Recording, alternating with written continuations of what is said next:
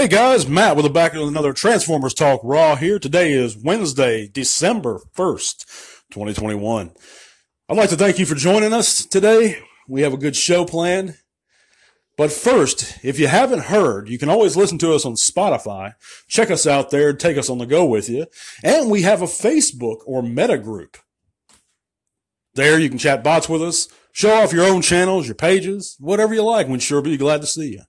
But today we're going to talk a little bit about, and this is all my opinion, the top 3 greatest Transformer mainline releases of all time. And in order, I'm going to tell you who they are from greatest, from 1, then 2, then 3, and then my reasonings on each one, and then some runners-up. I know that these opinions can be debated and talked about, and that's what I'm trying to do. So let me know in the comment section whether if you agree or you don't agree, but let me know why. Give me a thumbs up too, guys. But number 1, the greatest mainline Transformers toy release of all time, in my opinion, is the Studio Series 86 Hot Rod. And I'll tell you why. No other Transformer has come close throughout all my years of collecting. And this is another stipulation, or a stipulation I'm going to have regarding this small list, that I would have had to either own or have owned these toys at one point. So nobody's going to be on this list, and nobody I'm going to name that I haven't owned or own currently.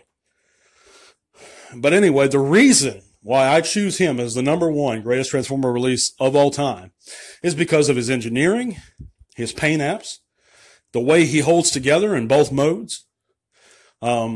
He's, in my opinion, he's very solid, very durable. He doesn't come apart in your hand. His accessories, which in my opinion make up for the fact that he is a Voyager price. You're paying $30 for a deluxe-sized figure. However, that doesn't bother me in this case because the price is negligible. It's not much of a difference, in my opinion. $20, $30. Either way, that's fine for a figure of his quality. The level of engineering that went into him is better, in my opinion, than the MP Hot Rod. By far.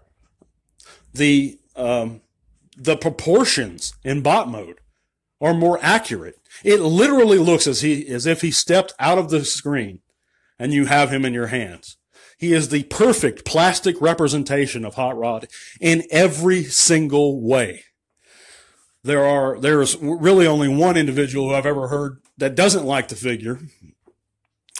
And I have greatest respect for this gentleman. Not going to go into all that or his reasonings too much, but it's been hotly debated between both him and I in various social media groups. But he cites the price issue, and he cites the fact that he makes the claim that the plastic is thin and the arms or the articulations off on the arms and things like that. The coloration, like the yellow tab on top of the car mode isn't right. And that to me is the smallest little searching for something wrong nitpick. The last thing, the yellow tab, where he's right about that. It shouldn't be yellow, but so what? That's so negligible. It's insane to me. Doesn't make up for anything else, the pros about the figure, which are insanely long. The articulation in the arms is fantastic. The articulation everywhere is fantastic. The paint apps on the face, the chest are perfect to me. There's no pose you can't get him into, in my opinion. And he's a better figure than even the Commander Class Rodimus, by far, in my opinion. The Commander Class Rodimus has some serious flaws with it. It's a good figure. I like it. But it's not anywhere close to the greatest of all time. But this is not about that. But I will say this one thing about it. It doesn't feel as good in your hand. It wants to come apart more in your hand. Like the spoiler tends to want to come untabbed, as opposed to the Studio Series Hot Rod, which doesn't. It stays in place no matter what because it has that locking clip. It's fun to transform the Hot Rod to me. I can get it transformed very easily. I can't say the same with the Rodimus. You have all these hard connections that really worry me every time I transform this thing.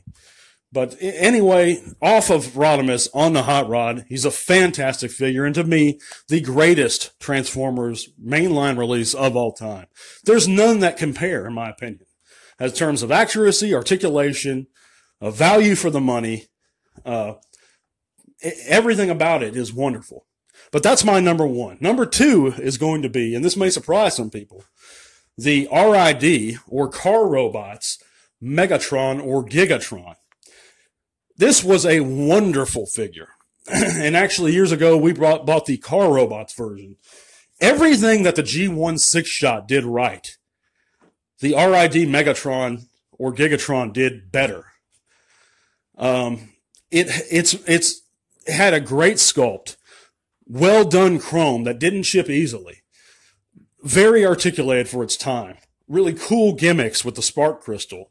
Every one of its modes was pretty decent. You could tell what it was, and it even had some very unique modes. It had a freaking hand mode, guys.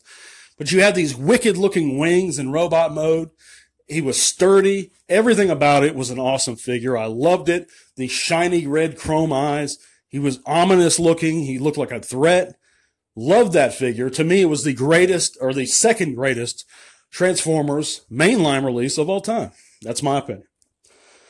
Number three is going to be the Titan class Scorponok that we've recently got last year.